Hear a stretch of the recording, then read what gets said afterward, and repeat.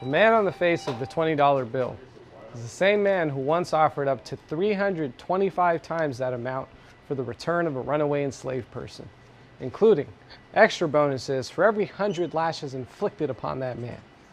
He was a master planter who fertilized American soil with Native American bodies and hydrated Southern cotton fields with the blood and sweat of free black labor. Such an icon of white supremacy was he that nearly 200 years after launching the violent displacement of 100,000 non-white bodies, a piece of paper with his face on it was all the authorization they needed to suffocate a man to death while the world watched them do it. Big Floyd was murdered by police outside of a grocery store. See, my uncles also operate grocery stores, liquor stores, mini marts, and so on. That whole generation followed a pretty simple formula. You put your heads down, make your money, send your kids to good schools. See, what that actually meant was, put your heads down and don't think about why this formula works out for you but doesn't always work out for everyone else. Why you get to own property in this neighborhood but the people who live here can't. Why liquor stores like yours are in every corner but fresh produce and after-school programs are pretty hard to come by. And definitely don't consider a centuries-long history in this nation that includes slavery, legalized segregation, a made-up war on drugs, criminalization of black and brown bodies, immunity for police officers when they commit crimes, and that's just to name a few. So what do? We put our heads down. We turned those Jacksons into Benjamins and those Benjamins into Benzes. We became well-educated, well-to-do, and accommodating.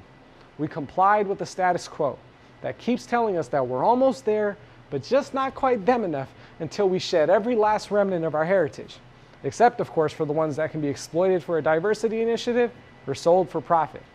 And in the meantime, we got all our music, culture, fashion, sports heroes from a community of people without ever having to reckon with the fact that we have been complicit in the violence against their very existence all along.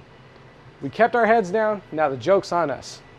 We abandoned our homelands and everything we knew to escape poverty, to escape violent conditions, to escape systemic oppression. And this whole time, we remained silent while we watched those very same things happen to a group of people who are just slightly different from ourselves. We no longer have time to keep our heads down. Not now, not ever again. Listen to and learn from Black voices. Donate your time and your money to Black-led organizations and Black causes. Learn and vote in your federal and local elections. And hey, Bollywood, we don't want to hear any of this Black Lives Matter stuff from you unless you're also dealing with the casteism, colorism, sexism, Hindu supremacy, and support of state-sanctioned violence that's running around freely in your own industry right now. Black Lives Matter. Thank you.